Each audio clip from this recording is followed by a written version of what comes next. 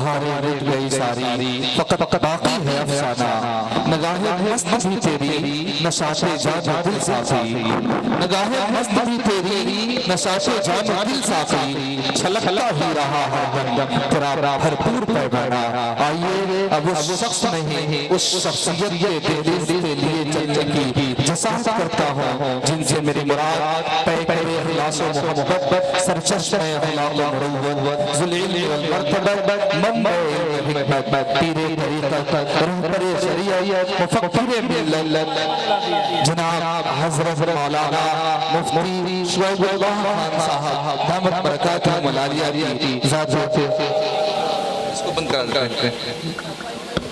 بڑے عزت و احترام کے ساتھ چار مصروں سے استقبال کرتے ہوئے مائک کو حضور والا کی خدمت میں پیش کرتے ہیں کہ محبت فضائیں زندگی آسان ہو جائے، محبت فضائیں زندگی آسان ہو جائے، اگر ہر ایک گھر سے امن کا اعلان ہو جائے، محبت فضائیں زندگی آسان ہو جائے، اگر ہر ایک گھر سے امن کا اعلان ہو جائے، محبت کا سبق پھیلا رہا ہوں پوری دنیا میں، محبت کا سبق پھیلا رہا ہوں پوری دنیا میں، میری کوشش ہے کہ یہ انسان پھر انسان ہو جائے، پیر طریقت، رہبر شریعت، مفکر ملت، جناب حضرت مولانا شعیب اللہ خان صاحب دامت برکاتہ ملالیہ، میں پڑھ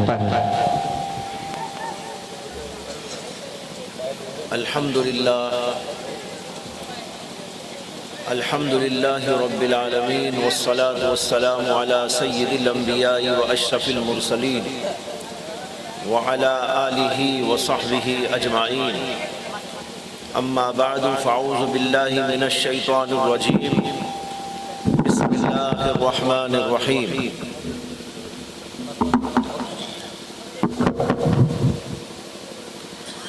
وما خلقت الجن والانس الا ليعبدون، وقال النبي صلى الله عليه وسلم خيركم من تعلم القرآن وعلمه، او كما قال صلى الله عليه وسلم۔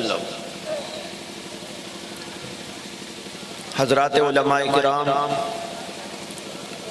سامعین اعظام، بزرگوں، دوستوں اور بھائی، رات کا کافی حصہ گزر چکا ہے، اس کے باوجود آپ حضرات یہاں پر بڑے شوق کے ساتھ، رغبت کے ساتھ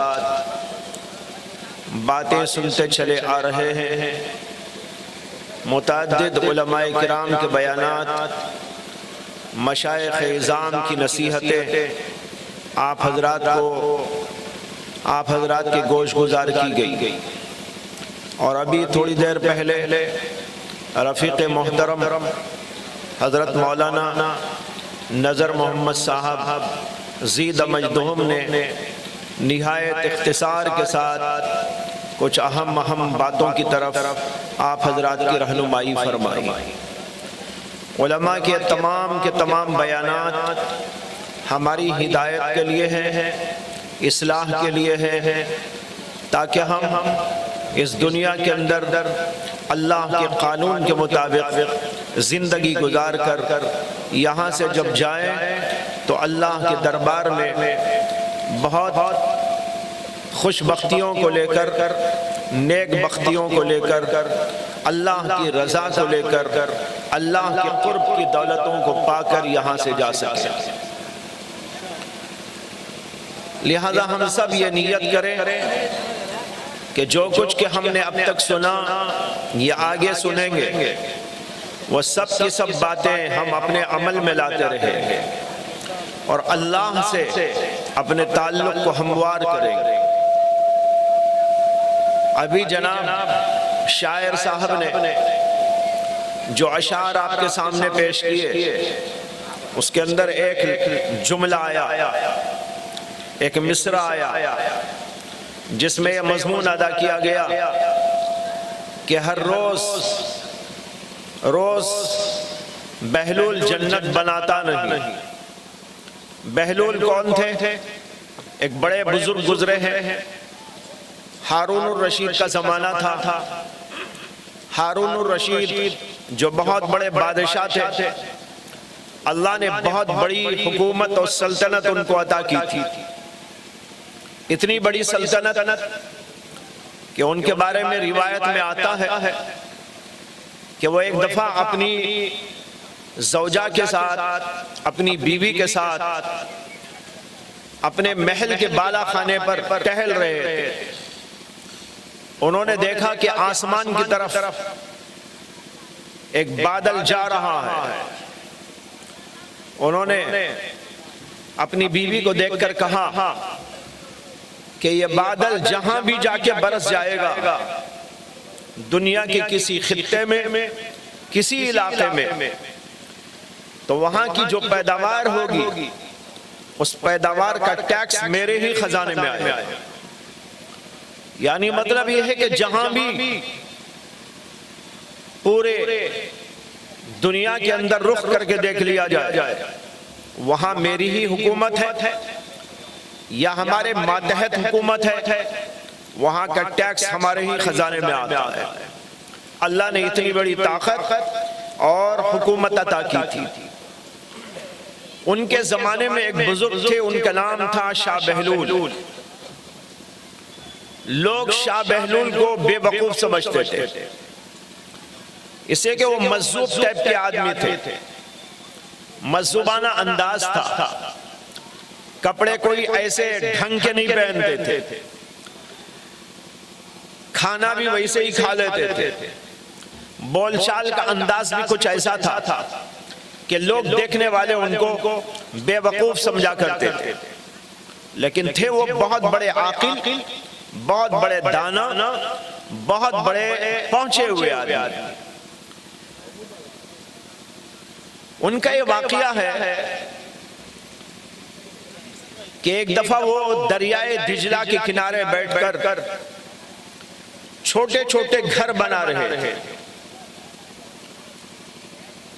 اور بادشاہ ہارون الرشید اور ہارون الرشید کی بیوی یہ دونوں ٹہلتے ٹہلتے دجلہ کے کنارے جا رہے تھے، تو دیکھا کہ شاہ بہلول بیٹھے ہوئے ہیں اور چھوٹے چھوٹے گھر بنا رہے ہیں۔ تو پہلے تو پہنچا بادشاہ، اور بادشاہ نے شاہ بہلول کو دیکھ کر پوچھا کہ بہلول یہ کیا بنا رہے ہو؟ تو بہلول نے کہا کہ میں گھر بنا رہا ہوں اور اس لیے بنا رہا ہوں کہ اس کو میں بیچوں گا۔ کہا کہ بیچنے کے لیے بنا رہے ہو، کیا قیمت ہے اس کی؟ تو شاہ بہلول نے کہا کہ اس کی قیمت 10 دینار ہے، 10 دینار میں ایک مکان۔ وہ مکان ایسا جیسے کہ بچے بنا لیتے ہیں، گھروندے جس کو کہا جاتا ہے، اس طرح کا مکان بنایا تھا مٹی کا، اور اس کے اوپر انہوں نے کہا کہ 10 دینار میں اس کو بیچتا ہو۔ بادشاہ نے کہا 10 دینار میں یہ مٹی کا مکان، اس کو لے کے کون کیا کرے گا؟ اس سے کیا فائدہ ہوگا؟ تو شاہ بہلول نے کہا کہ جو میرے سے یہ مکان خریدے گا میں اس کے لیے دعا کروں گا کہ اللہ اس کو جنت کے اندر ایک محل عطا کرے۔ کہا کہ اچھا، لیکن بادشاہ کا ارادہ نہیں ہوا خریدنے کا۔ بادشاہ آگے بڑھا، بادشاہ کی بیوی پیچھے آ رہی تھی، زبیدہ خاتون، انہوں نے بھی آ کر شاہ بہلول کو دیکھا اور شاہ بہلول سے پوچھا کہ کیا کر رہے ہو؟ کہا گھر بنا رہا ہوں۔ کیا کرو گے؟ کہا بیچوں گا۔ کتنے میں بیچو گے؟ کہا 10 دینار میں۔ انہوں نے 10 دینار اٹھا کر اس کو دیا اور ایک گھر لے کر آ گئی اور کہا میرے لیے دعا کر دو۔ شاہ بہلول نے دعا کر دی کہ اللہ زبیدہ خاتون کو جنت کے اندر محل عطا فرما۔ بات آئی اور گئی، ختم ہو گئی۔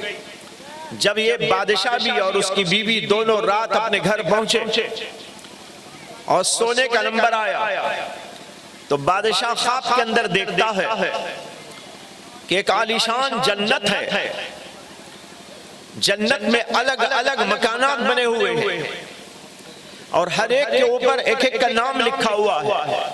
یہ فلاں کا مکان، یہ فلاں کی جنت، یہ فلاں کی جنت، یہ فلاں کا محل، ہر ایک کا نام لکھا ہوا. اور ایک جگہ پر دیکھا کہ اس کی بیوی کے نام سے بھی ایک جنت بنی ہوئی، زبیدہ خاتون کا نام جنت کے اوپر لکھا ہوا. تو بادشاہ نے خواب کے اندر سوچا کہ میری بیوی کا مکان ہے، میری بیوی کی جنت ہے، میں بھی اس کے اندر داخل ہوں اور دیکھ لوں کہ کیسا ہے. جب وہ قریب گیا اور داخل ہونا چاہا تو فرشتوں نے اس کو روک دیا اور کہا کہ تم اس مکان میں داخل نہیں ہو سکتے، یا اگرچہ تمہاری بیوی کا مکان ہے تمہارا مکان ہے، تمہارا مکان ہوتا تو تم جا سکتے تھے، تم نے جنت خریدی نہیں، تمہاری بیوی نے جنت خرید لی. شاہ بہلول کے کہنے پر ان کو تو یہ مکان مل گیا اور تمہارے لیے جنت نہیں. خیر خواب پڑا اور خواب ختم ہوا، بادشاہ بیدار ہو گیا. بیدار ہونے کے بعد قریب میں جا کر کہا کہ میں بھی ایک مکان خریدنا چاہتا ہوں، کتنے میں دو گے؟ انہوں نے کہا 1000 دینار میں دوں گا. شاہ بہلول نے کہا کہ 1000 دینار میں دوں گا. بادشاہ نے کہا کل تو 10 دینار میں دے رہے تھے، اب 1000 دینار میں.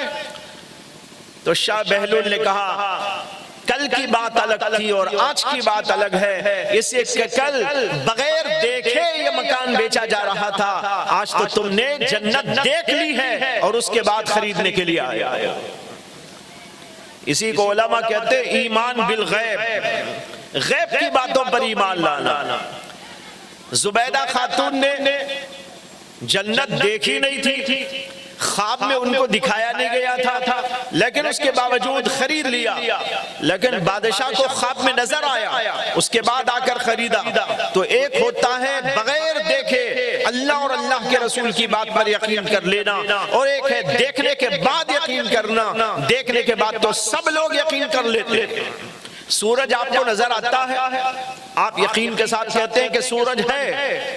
چاند آپ کو نظر آتا ہے، آپ چاند کو دیکھ کر کہتے ہیں کہ چاند ہے، لیکن اس کا نام ایمان نہیں ہے. ایمان تو یہ ہے اللہ کی بات پر یقین کر کر، اللہ کے رسول کی بات پر یقین کر کے، قرآن مجید پڑھ کر اس کے اندر جو باتیں ہیں ان کو اگر کوئی آدمی تسلیم کر لیتا ہے، اللہ کی سچائی کو اور اللہ کے نبی کی سچائی کو یقین کے ساتھ مان لیتا ہے، اس کا نام ایمان ہوتا ہے.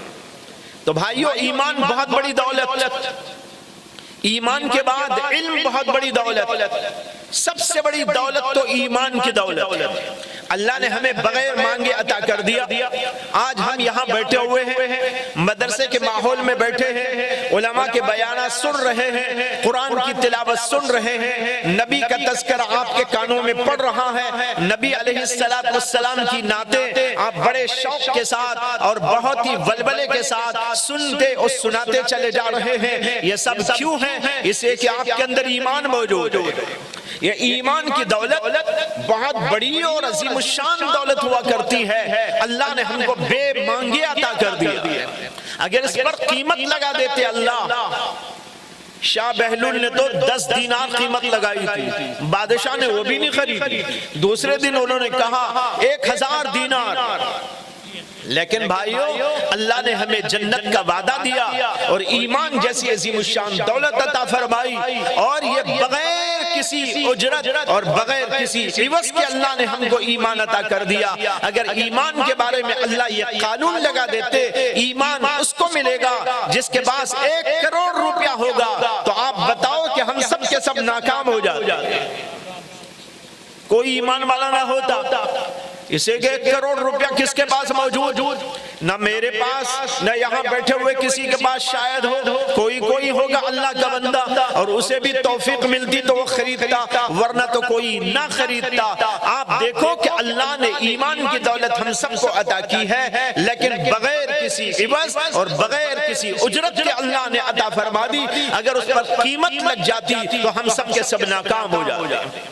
اسے ایمان کی قدر کو سمجھو، ایمان کی عظمت کو سمجھو، اور اللہ کی اس عظیم الشان نعمت کو سمجھو کہ اللہ نے ایمان کی دولت عطا فرما دی. ایک حدیث میں آتا ہے کہ نبی اکرم صلی اللہ علیہ وسلم نے ارشاد فرمایا کہ اگر اللہ کے نزدیک اس پوری کائنات کی اس پوری کائنات کی حیثیت ایک مچھر کے پر کے برابر بھی ہوتی تو اللہ کسی کافر کو ایک گھونٹ پانی بھی نہ دیتا۔ معلوم ہوا یہ پوری کائنات اللہ کے نزدیک ایک مچھر کے پر کی بھی حیثیت نہیں رکھتی۔ اسی اگر ایک مچھر کے پر کی بھی اس کی حیثیت ہوتی اللہ کسی کافر کو ایک گھونٹ پانی نہ دیتے، لیکن آج کافروں کو اللہ دے رہے ہیں، مومنوں کو بھی اللہ دے رہے ہیں، کھانا دے رہے ہیں، پینے کو دے رہے ہیں، ہوا دے رہے ہیں، روشنیاں عطا کر رہے ہیں، بے شمار نعمتوں سے اللہ تعالیٰ نے دنیا کے انسانوں کو مالا مال کیا ہے، اور ان میں سے کافروں کو بھی مالا مال کیا ہے، اور ان کو بہت کچھ اللہ دیتے چلے جا رہے ہیں۔ معلوم ہوا کہ اس کائنات کی اللہ کے ہاں کوئی قدر نہیں، اللہ کے ہاں قدر ہے تو ایمان کی قدر ہے۔ ایمان اتنی بڑی دولت کہ جس آدمی کو مل جائے اس کے لیے حدیث میں آتا ہے کہ نبی اکرم صلی اللہ علیہ وسلم نے ارشاد فرمایا کہ جو مومن ہوتا ہے وہ ضرور بالضرور جنت میں داخل ہوتا ہے۔ من قال لا الہ الا اللہ دخل الجنہ، جو آدمی بھی لا الہ الا اللہ کا قائل ہوگا، لا الہ الا اللہ کو ماننے والا ہوگا، محمد الرسول اللہ صلی اللہ علیہ وسلم کو ماننے والا ہوگا، وہ ضرور بالضرور جنت میں داخل ہوگا۔ ایک صحابی نے پوچھا جن کا نام تھا حضرت ابو ذر غفاری رضی اللہ عنہ، انہوں نے کہا وَإِن زَنَا وَإِن سَرَقَ، اللہ کے رسول اگر کوئی ایمان والا زنا کر لے یا چوری کر ڈالے تو کیا تب بھی وہ جنت میں جائے گا؟ اللہ کے نبی صلی اللہ علیہ وسلم نے کہا کہ ہاں، اگر وہ چوری کر لے تب بھی جنت میں جائے گا، اگر وہ زنا کر بیٹھے تب بھی جنت میں جائے گا، اگر اس کے دل کے اندر ایمان موجود ہو۔ پھر انہوں نے تعجب سے پوچھا وَإِن زَنَا وَإِن سَرَقَ، اللہ کے نبی نے کہا وَإِن زَنَا وَإِن سَرَقَ، انہوں نے پھر تیسری دفعہ پوچھا وَإِن زَنَا وَإِن سَرَقَ، اللہ کے نبی نے کہا کہ وَإِن زَنَا وَإِن سَرَقَ، یعنی اگرچہ چوری کرے، اگرچہ زنا کرے، لیکن ایمان والا کبھی نہ کبھی جنت میں ضرور داخل ہو۔ لیکن اس کا مطلب یہ نہیں ہے کہ آدمی کو غلطیاں کرنا چاہیے، آدمی کو چوری کر لینا بھی درست ہو جائے گا، زنا کرے تو بھی جائز ہو جائے گا۔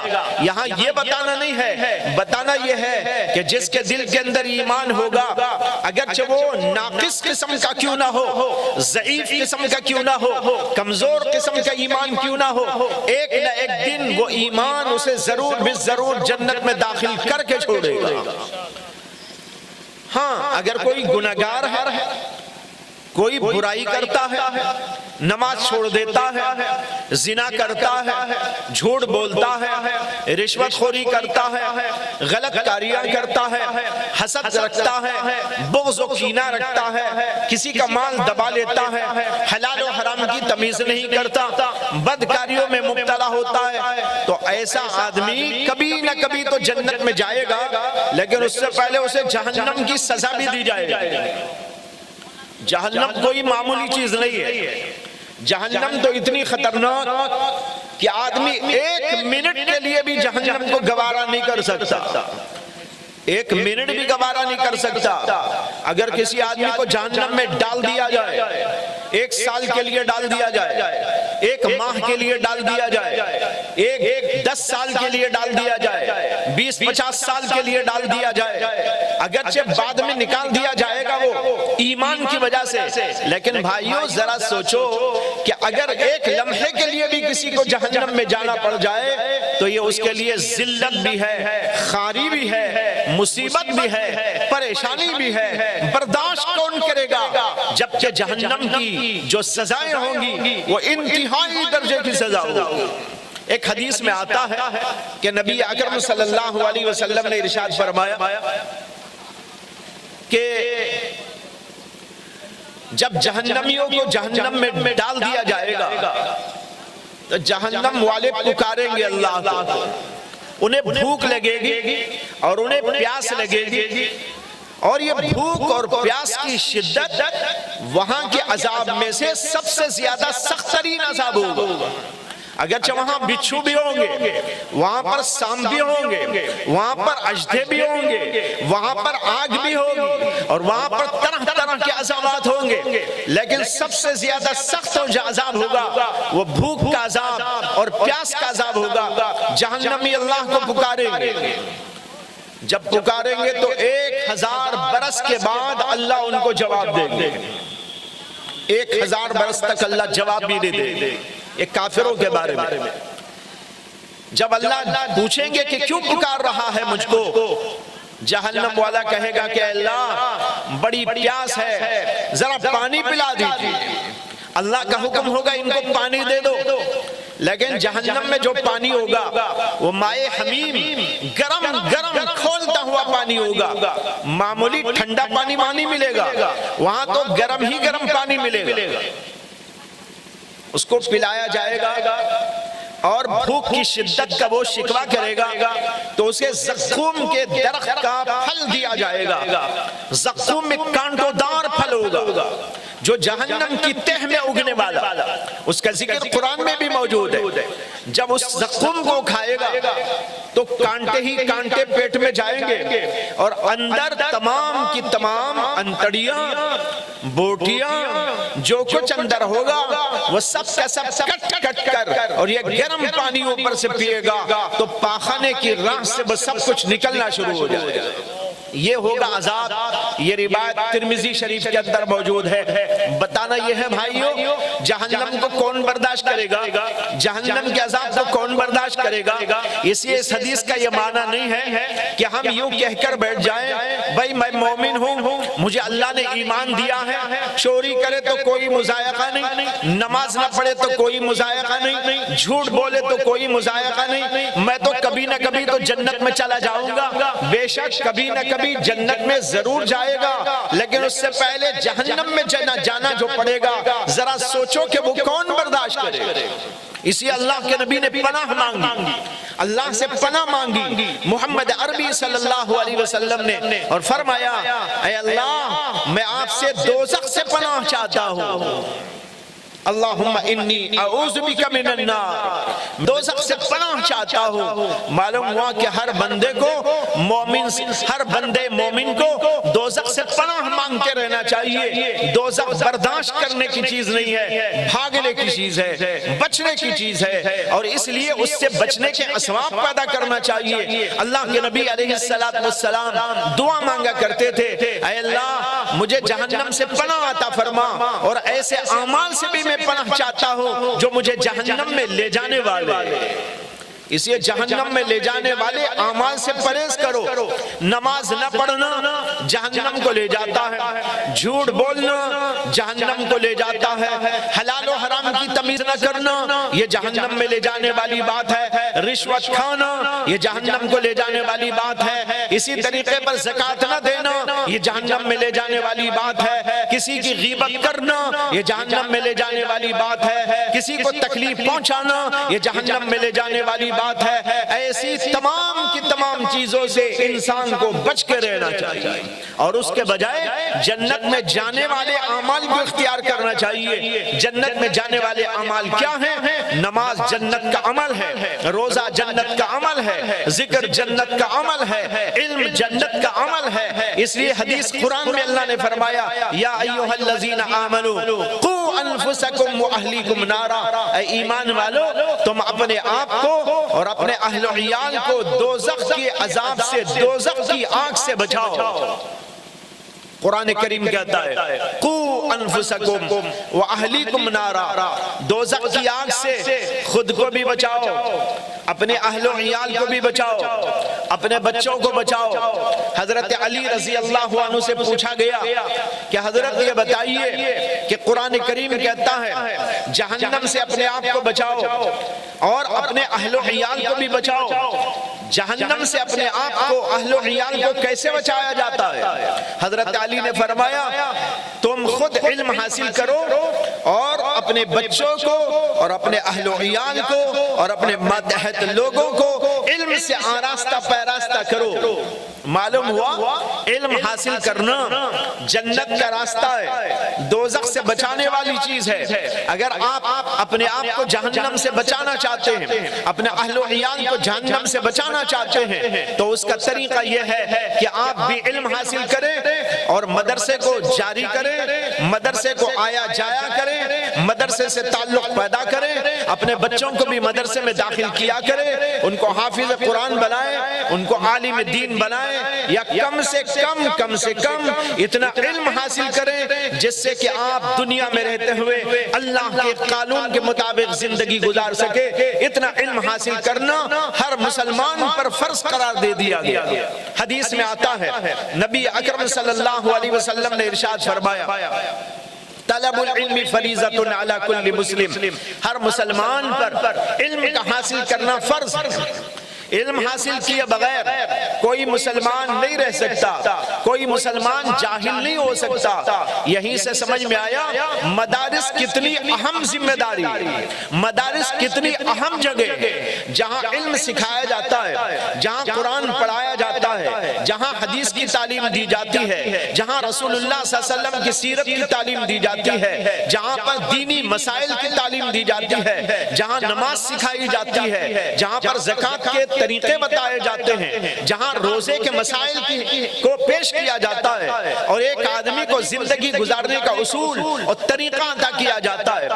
بہت سارے لوگ یہ سمجھتے ہیں علم کا مطلب یا دین کا مطلب صرف یہ ہے ہم نماز روزے کی بات سمجھ لیں، لیکن بھائیو صرف نماز روزہ ہی دین نہیں ہے، دین میں نماز بھی ہے، دین میں روزہ بھی ہے، دین میں زکوٰۃ بھی ہے، دین کے اندر حج بھی ہے، دین کے اندر تلاوت بھی ہے، اسی کے ساتھ معاشرت بھی ہے۔ کیا آپ گھر میں کیسا زندگی گزارے، اپنے بیوی بچوں کے ساتھ کیسا زندگی گزارے، ماں باپ کے ساتھ کیسا زندگی گزارے، ماں باپ کے حقوق کیا، بیوی بچوں کے حقوق کیا، رشتہ داروں کے حقوق کیا، پڑوسیوں کے حقوق کیا، گھر کا ماحول کیسا بنائے رکھنا چاہیے، اسی طرح اخلاق کیسے ہونا چاہیے، انسان کے اندر لب و لہجہ کیسا ہو، بات چیت کا انداز کیسا ہو، چلنے پھرنے کا ڈھنگ اور رنگ کیسا ہو، اس کے اندر تہذیب کیسی ہو، اس کے اندر تمدن کیسا ہو، یہ ساری کے ساری باتیں دین کے اندر بتائی گئی۔ بہت سارے لوگوں کو غلط فہمی ہے کہ وہ سمجھتے ہیں دین کا مطلب ہے نماز پڑھ لینا۔ نماز پڑھ لینا دین کا کام ہے، بہت اہم ترین کام ہے، لیکن دین صرف اتنا ہی نہیں ہے۔ بہت سارے لوگ نماز پڑھ لیتے ہیں لیکن ان کے اخلاق اچھے نہیں، بہت سارے لوگ تہجد بھی پڑھ لیتے ہیں لیکن بیویوں کے ساتھ ان کا سلوک اچھا نہیں، ماں باپ کے ساتھ ان کا سلوک اچھا نہیں، اپنے بچوں کے ساتھ ان کا سلوک اچھا نہیں، پڑوسیوں کے ساتھ ان کا سلوک اچھا نہیں۔ ہم کو تو ہر اعتبار سے مومن بننا، کامل مومن۔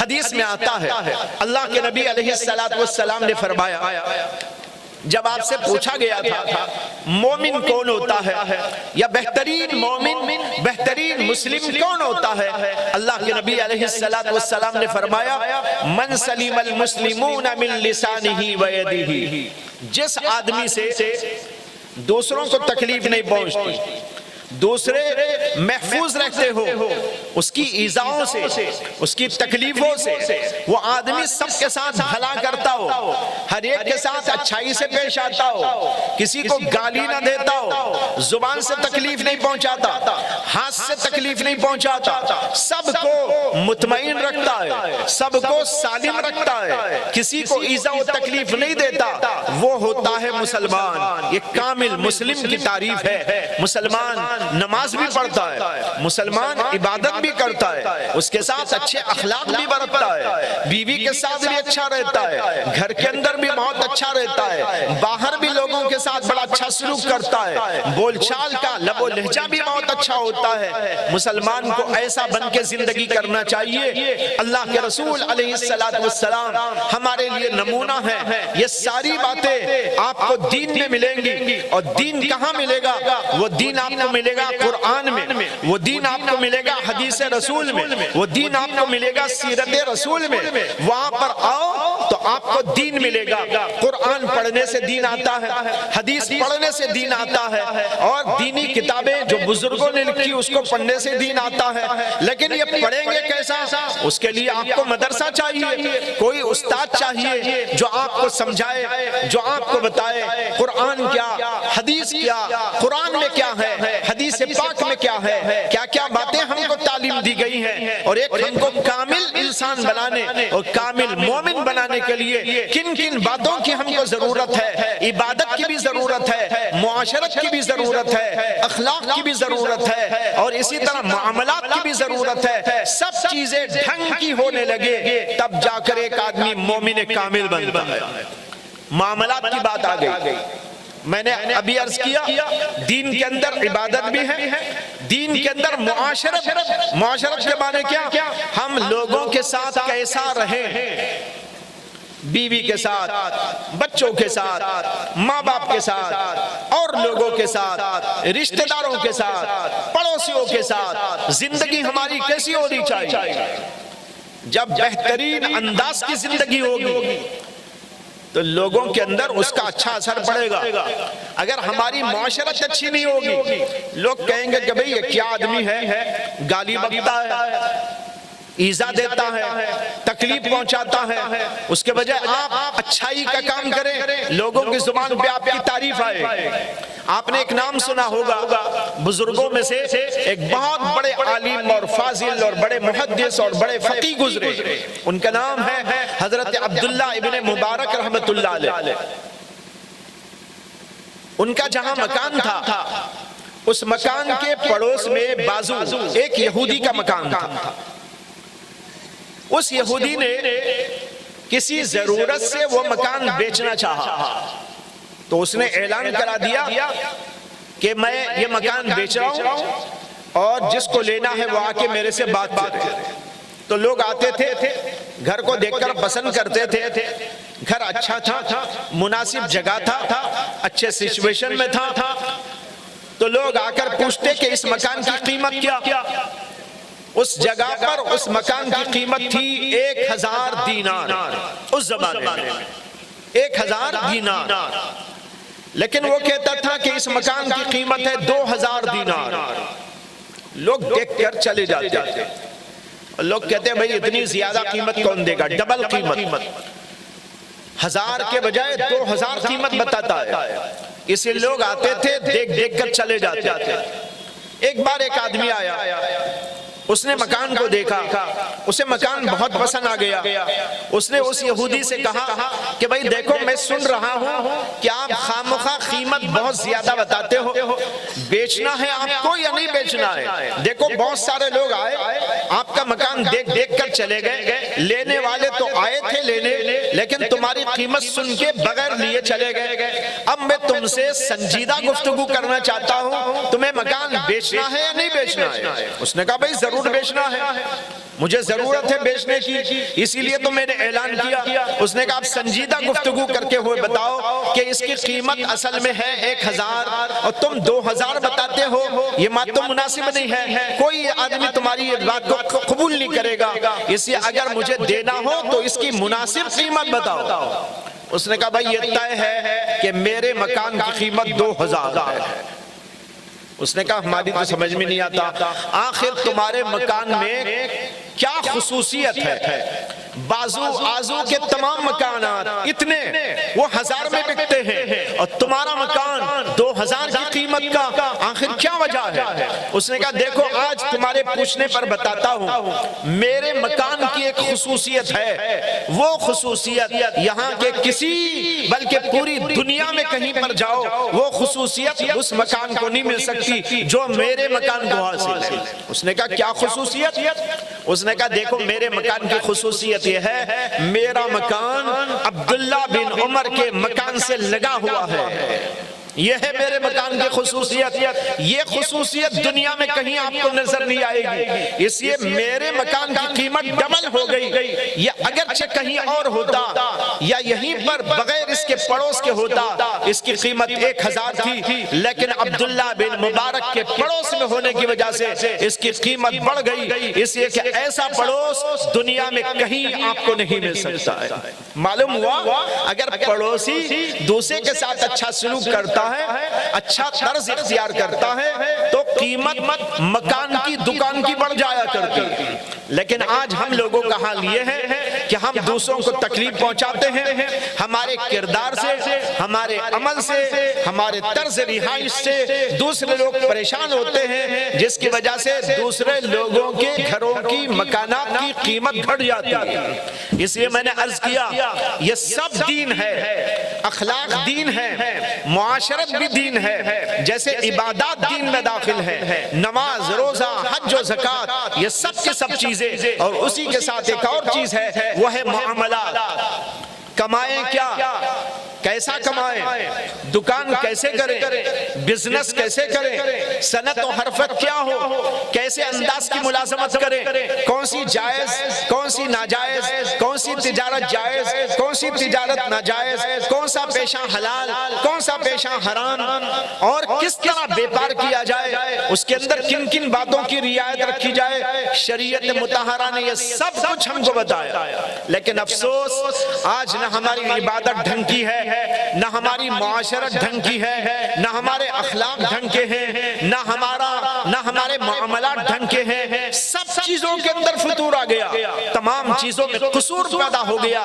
نتیجہ یہ ہوا کہ آج ہم لوگوں کا حال دنیا میں بے حال ہو کے رہ گئے، ہماری کوئی ویلیو نہیں، ہماری کوئی عظمت نہیں، ہمارا کوئی مقام نہیں۔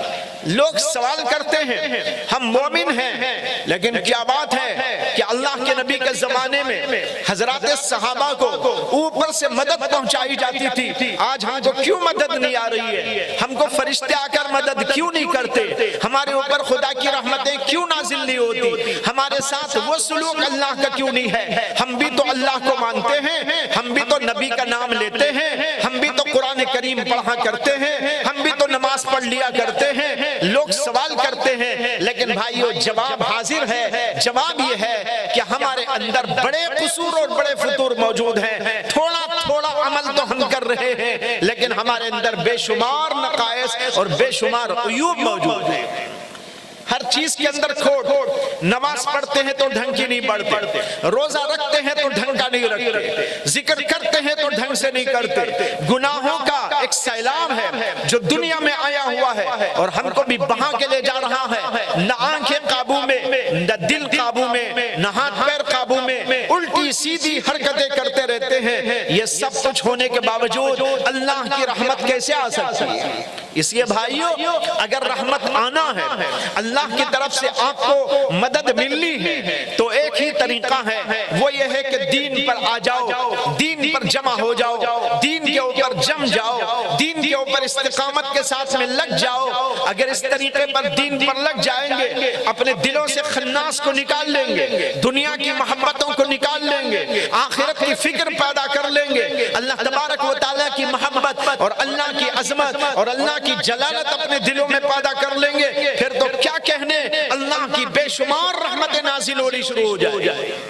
سب سے پہلے تو گناہ چھوڑیے، گناہ کا سیلاب ہے، گناہ جب آدمی چھوڑتا ہے اللہ کی بڑی رحمتیں، بڑی برکتیں نازل ہوتی ہیں۔ مجھے ایک بزرگ کا قصہ یاد آ گیا، علامہ ابن الجوزی بڑے عظیم محدث گزرے ہیں، انہوں نے ایک واقعہ لکھا ہے اپنی کتاب میں کہ کسی زمانے میں ایک بزرگ تھے جن کا نام تھا حضرت ابو بکر مسکی۔ ہم اسے اردو میں بولیں تو بولیں گے ابو بکر مشکی، مشک معلوم نا، خوشبو، مشک بہت عظیم خوشبو ہے، سب سے زیادہ قیمتی خوشبو دنیا کی ہے، اسے کہتے ہیں مشک، عربی میں اسے کہتے ہیں مسک، اسی لفظ سے مسکی بنا، اور اردو میں بولیں گے تو بولیں گے مشکی۔ ان کا نام تھا مشکی پیر، ان کا نام تھا اصل میں ابو بکر، ابو بکر مسکی، لوگ ان کو کہتے تھے، اردو والے کہتے ہیں مشکی پیر، ان کا نام ہی پڑ گیا تھا مشکی، یعنی خوشبو آتی تھی ان سے، ہر وقت ان کے پاس خوشبو مہکا کرتی تھی۔ لوگ سمجھتے تھے کہ کوئی خاص عطر ہے جو لگاتے ہیں، کوئی خاص قسم کا مشک ہے جو یہ استعمال کرتے ہیں، اس لیے پورے بدن سے پھٹ پھٹ کر آتی ہے خوشبو اور سارے لوگوں کو معطر کرتی رہتی ہے۔ لوگوں کا ایک زمانے تک خیال تھا، ایک بار کسی نے ان سے پوچھا کہ حضرت آپ یہ جو مشک لگاتے ہیں کون سا مشک ہے؟ بہت لاجواب، میں نے بہت تلاش کیا، کہیں ایسا عطر اور ایسا مشک مجھ کو نہیں ملا، اس کا پتہ دے دیجئے آپ کہاں سے خریدتے ہیں؟ انہوں نے کہا میں تو کوئی مشک خریدتا بھی نہیں، لگاتا بھی نہیں، میں خریدتا بھی نہیں اور لگاتا بھی نہیں۔ کہاں خریدتے بھی نہیں، لگاتے بھی نہیں، یہ خوشبو آپ کے اندر کہاں سے آ گئی؟ انہوں نے کہا بھائی یہ میرے اندر قدرتی خوشبو ہے، اللہ کی طرف سے خود بخود آتی ہے، میں کوئی مشک استعمال نہیں کرتا، کوئی عطر استعمال نہیں کرتا۔ میرے ساتھ ایک واقعہ میری جوانی کے زمانے میں پیش آیا، اس کے بعد سے میرے جسم کے اندر خوشبو مہکنی شروع ہو گئی۔ کہاں کیا واقعہ پیش آیا؟ کہاں کہ ایک بار جوانی کے زمانے میں کسی راستے سے گزر رہا تھا، ایک جگہ پر ایک دروازہ تھا، اس دروازے کے اوپر ایک عورت کھڑی ہوئی تھی، اس نے مجھ کو اشارہ کر کے کہا ذرا کام ہے آؤ، تو میں یہ سمجھ کر اس کے پاس میں گیا، شاید عورت ذات کو کوئی کام پیش آ گیا ہو، کوئی سودا سلف لانے کی ضرورت پڑ گئی ہو، اس کے لیے میں اس کے قریب گیا، اب پوچھا کہ کیا ہے، کہاں ذرا اندر آؤ، تو میں اندر گھستا ہی اس نے دروازہ اندر سے بند کر دیا، بند کرنے کے بعد اس نے غلط خواہش کا اظہار کیا کہ مجھ سے غلط حرکت کرو۔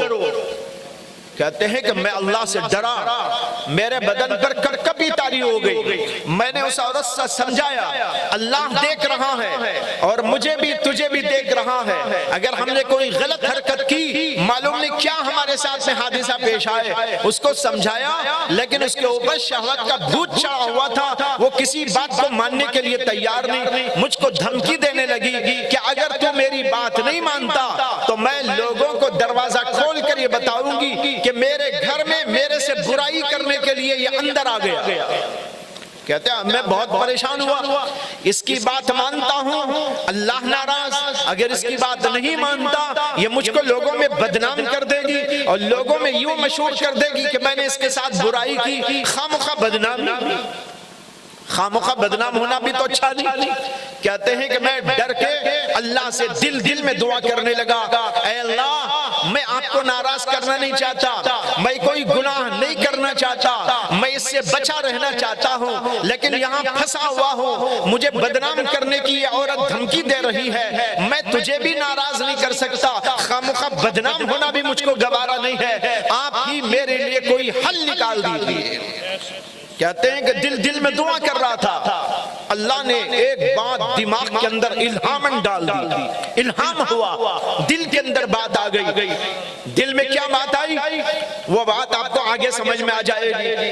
کہتے ہیں کہ میں نے اس عورت سے کہا کہ مجھے ذرا نہانا دھونا استنجا کرنا ہے، بیت الخلا جانا ہے، ٹوائلٹ جانا ہے، ذرا دکھا دو۔ تو اس عورت نے سمجھا کہ میں کچھ اس کی بات مان لیا ہوں اور کچھ تیاری کر کے آؤں گا، مجھے اس نے بیت الخلا دکھایا، ٹوائلٹ جا کر وہاں میں پرانے زمانے کا یہاں بھی ہوگا، ہو سکتا ہے گاؤں دیہاتوں میں آج بھی ہو، ڈرینیج سسٹم نہیں رہتا، اندر سے پاس ہو جاتا ہو، بڑے بڑے شہروں میں اور قصبات میں تو اب ہے یہ، لیکن چھوٹے چھوٹے گاؤں میں آج بھی پرانے ڈھنگ کے بیت الخلا ہے، جس میں اینٹیں رکھ دی جاتی ہیں، ذرا سی مین بنا دی جاتی ہے اور نیچے پاخانہ جو بھی ہوتا وہ پڑا رہتا ہے۔ یہ پرانے زمانے کی بات، ایسا ہی بیت الخلا وہاں بنا ہوا تھا۔ کہتے ہیں کہ میں نے کہا کہ مجھے بیت الخلا دکھاؤ، ذرا میں استنجا کر لوں، ذرا صفائی کر لوں، پھر آ کے بات کروں گا۔ کہتے ہیں کہ اس نے مجھے بیت الخلا دکھایا، میں اندر گیا، وہاں پر جو بھی غلاظت گندگی پاخانہ موجود تھا اللہ نے میرے دل میں ڈالا، اس کو اٹھا کر اپنے بدن پہ لگا لو، اسے اٹھاؤ اپنے بدن پہ لگا لو۔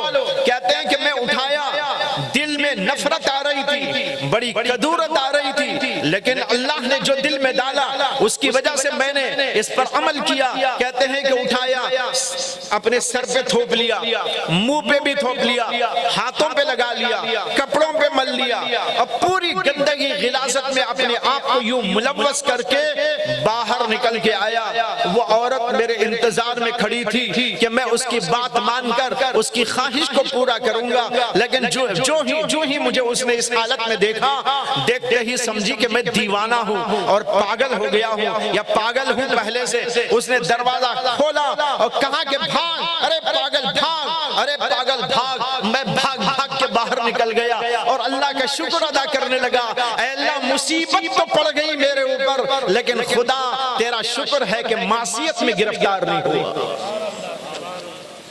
اے اللہ تیرا شکر ہے کہ معصیت میں گرفتار نہیں ہوا، مصیبت آ گئی۔ بھائیوں دیکھو ایک بات یاد رکھنا، مصیبت آ جائے مصیبت سے اجر بڑھتا ہے، مصیبت سے اجر بڑھتا ہے، آپ کو ثواب ملتا ہے۔ بخار آ جائے ثواب ملے گا، آپ گر جائیں ثواب ملے گا، ٹھوکر لگ جائے ثواب ملے گا، آپ کے کپڑے میلے ہو جائیں آپ کو برا لگے ثواب ملے گا، کوئی مار دے تو ثواب ملے گا، یا اور کسی طرح کی پریشانی آ جائے تو آپ کو ثواب اور اجر ملے گا۔ معصیت میں گرفتار ہوں گے تو گناہ ملے گا، عذاب ملے گا، اس میں ثواب ہے، اس میں عذاب ہے۔ ان بزرگ نے کہا میں اللہ کا شکر کرتے کرتے باہر نکلا، دوڑنے لگا گلی کوچے میں، لوگ دیکھ کر مجھے پاگل سمجھ کر میرے اوپر جو ہے آوازیں نکال رہے تھے، صدائیں لگا رہے تھے، کوئی کچھ بول رہا تھا، کوئی کہہ رہا تھا پاگل، کوئی کہہ رہا تھا مجنون، کوئی کچھ کہہ رہا تھا، کوئی کچھ کہہ رہا تھا، لیکن میں نے کسی کی پرواہ نہ کی، دل میں اللہ کا شکر ادا کیا، گناہ سے تو بچ گیا، معصیت سے تو بچ گیا، یہ مصیبت تو یہ ہے پاخانہ لگ گیا، اب جاؤں گا دھو لوں گا۔ چنانچہ دوڑ دوڑ کے گھر گیا، وہاں پر جا کر میں نے غسل کیا، غسل کر کے باہر جو نکلا تو وہ گندگی گئی اور اس کی جگہ پر میرے بدن کے اندر خوشبو مہکنی شروع ہو گئی، جو اس دن مہکنی شروع ہوئی مرتے دم تک وہی موجود تھی۔ بھائیو یہ ہوتا ہے کب؟ جب آدمی اللہ کے لیے گناہوں کو چھوڑ دیتا ہے۔ اسے گناہوں کو چھوڑنا ہے، دوسرا کام نیکیوں پہ اپنے آپ کو لگانا ہے، یہ دونوں سیکھنا کہاں؟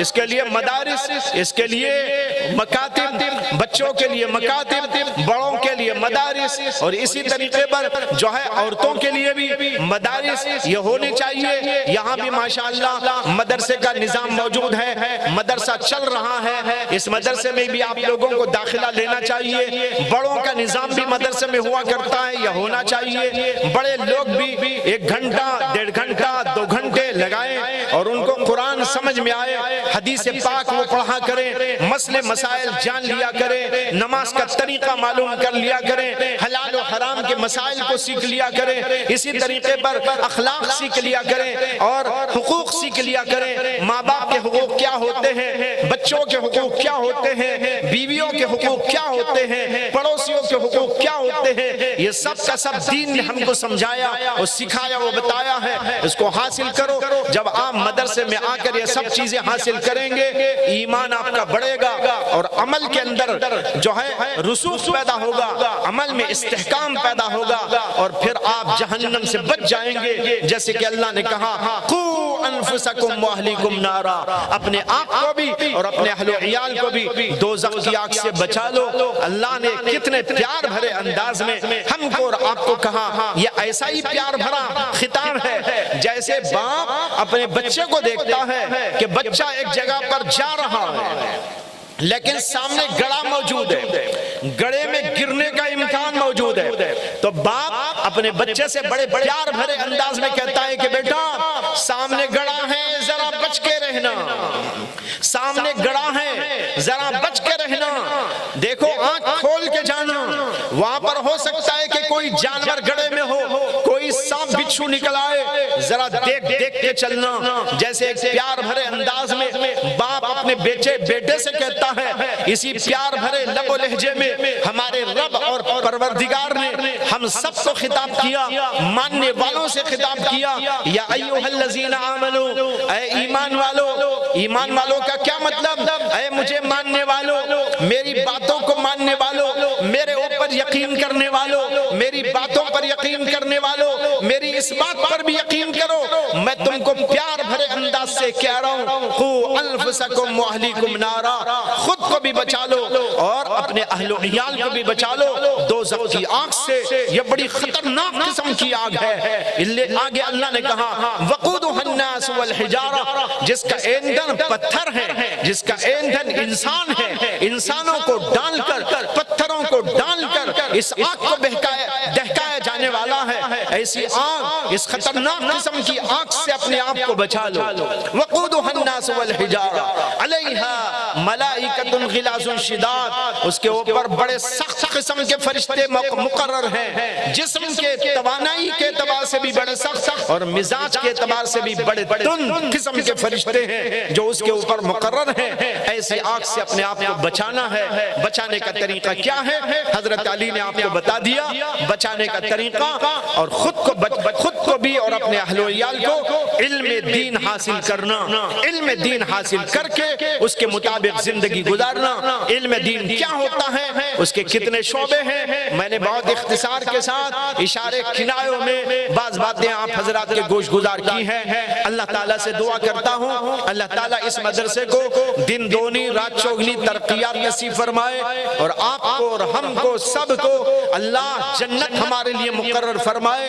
دوزخ کی آگ سے اللہ ہم سب کو بچا لے، اور ہم سب کو اللہ تعالیٰ جیسے یہاں پر جمع کر دیا ہے اللہ ہمیں ایک دن جنت کے اندر بھی جمع ہونے کی توفیق عطا فرمائے. وآخر دعوانا ان الحمدللہ رب العالمین.